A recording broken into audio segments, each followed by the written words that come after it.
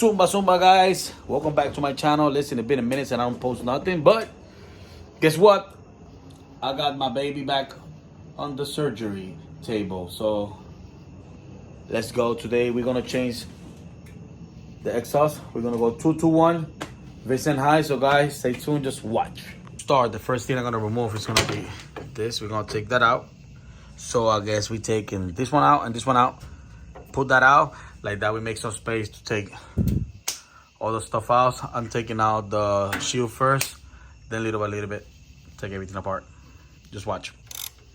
Man, this shit is hard as hell to take out.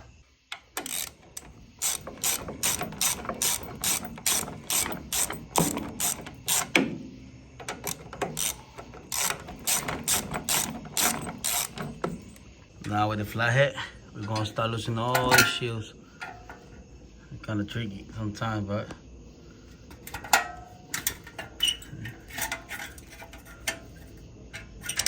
so that's the bag with no shields. Now we're gonna remove the bags to remove the slip-ons, and then remove the headers. But don't forget, guys, to take the cover that side too, right?